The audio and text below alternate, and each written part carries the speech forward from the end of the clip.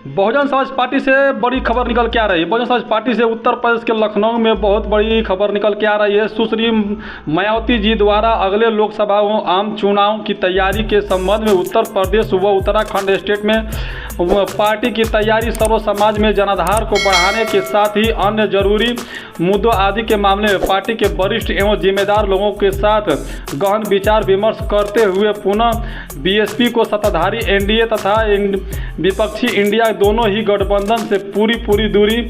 बनाए रखकर अपनी ताकत को मजबूत बनाकर कार्य करने का तथा निर्देश जैसी पार्टी पहले अपने बलबूते ही आगे बढ़ती रही। ठीक इसी संबंध में फेक न्यूज़ के प्रचार व प्रसार का उल्लेख लगातार जारी। बीएसपी विरोध तत्व राजनीतिक सामाजिक के तत्व बीच में इस प्रकार का दुष्प्रचार कर रहे हैं, अभी भी रुक नहीं रहे। इसीलिए सावधानी बरतना हर स्तर पर बहुत ज़रूरी है।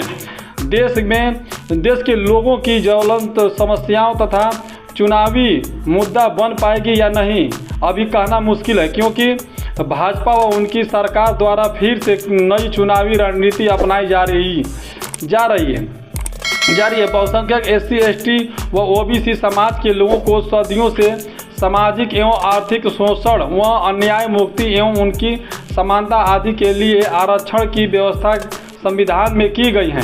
किंतु इसकी भी निष्प्रभावी बनाने का प्रयास हर स्तर पर लगातार जारी है, जिसके विरुद्ध संघर्ष जारी रखना जरूरी है। बीएसपी प्रमुख सुश्री मायावती जी ने लखनऊ में आज 1 अक्टूबर 2023 रविवार बहुजन समाज पार्टी की राष्ट्रीय अध्यक्ष उत्तर प्रदेश के पूर्व मुख्यमंत्री व पूर्व सांसद सुश्री मायावती जी ने अगले लोकसभा आम चुनाव की तैयारी के संबंध के उत्तर प्रदेश व उत्तराखंड स्टेट के पार्टी की तैयारी सर्व समाज के जनाधार को बढ़ाने के साथ ही अन्य जरूरी मुद्दों आदि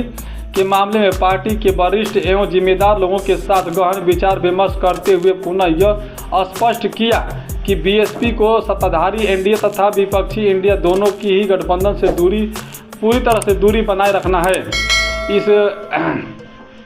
उधर ताकत की मजबूत बनाकर कार्य करना जैसी पार्टी पहले अपने बलबूते ही आगे बढ़ती रही। इस संबंध के फेक न्यूज़ मैं बता रहा हूँ कि फेक न्यूज़ के इस प्रकार का प्रचार प्रसार अपने लोगों को सावधान करते हुए सुश्री मायावती जी ने कहा कि बीएसपी विरोधी व तत्व राजनीतिक जासाजिश तथा बीच में इस प्रकार का दुष्प्रचार करते हुए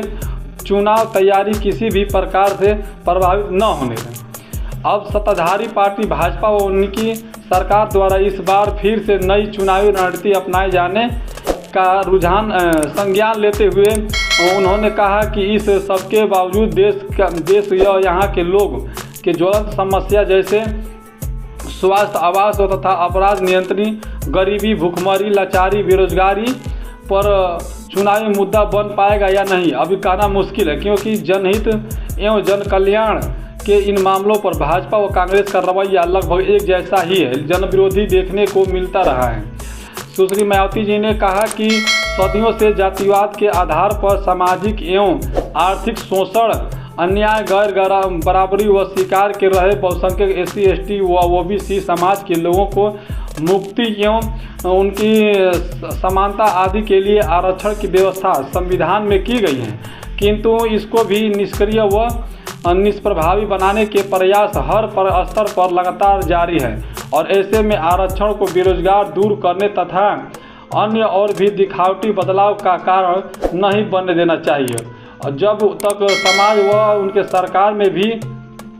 गैर बराबरी वाली नियत व नीति जारी रहेगी, तब तक आरक्षण का सही लाभ लोगों को नहीं मिल पाएगा तथा यह केवल कागजी सुविधा बनकर रह जाएगी। बैठक में गंभीर हालतों के उल्लेख करते हुए सुश्री मायावती जी ने कहा कि जिस प्रकार ये से एक व्यक्ति की केस से में दोष सिद्धि से पहले ही अंधुंधा बुलडोजर चलाकर उसके पूरे परिवार को दंडित किया जा रहा है और उसी प्रकार किसी भी व्यक्ति को उसकी सज़ा घोषित होने से पहले ही उसके शिक्षण, स्वास्थ्य तथा अब अस्पताल तक को भी बंद किया जा रहा है। यह घोर जनविरोधी कदम है। इससे आम जनहित प्रभावित हो रहा है। लोगों की परेशानी बहुत बढ़ती जा रही है। सरकार इसकी कार्रवाई जनता की नज़र में देशपूर्व भी पूरी तरह से गैर जरूरी है। अब सोचिए कि बहुजन समाज पार्टी के लिए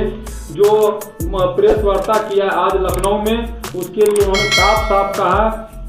कि शिक्षा स्वास्थ्य जो है कि जहाँ पे अगर शिक्षा में थोड़ी सी भी लापरवाही अगर लोग कर रहे हैं तो पूरी स्कूल को ही बंद कर दिया जा रहा है। कहीं क्यों प्राइवेट की चलते कि प्राइवेट को चलाया जाए। ठीक उसी प्रकार कहीं अस्पताल में एक नर्स की गलतियां होती है तो पूरे अस्पताल को बंद कर दिया रहा है। सरकारी अस्पताल को बंद करने का काम किया रहा है, प्राइवेट हाथों में दिया जा रहा है। तो आप लोग क्या इस बात से सहमत हैं? जैसे भाजी ने साफ कहा कि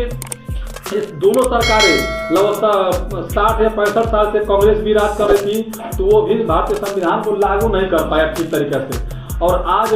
जो भारतीय जनता पार्टी का जो एनडीए गठबंधन है वो भी जो है कि आरक्षण के जरिए आरक्षण खत्म करने की कोशिश किया जा रहा है। आपको बता दूं कि भानु कुमारी मायावती जी एक मजी हुई नेता है जिन्हें बारीकी से अपनी बात को रखती है और ट्विटर के जरिए रखती हैं, और आज प्रेस वार्ता में इस बात को रखी। जैसे समाज को उन्होंने कहा कि समाज में खाए न पड़े, क्योंकि जिस तरह से मीडिया दुष्प्रचार कर रहा है कि वो एनडीए गठबंधन से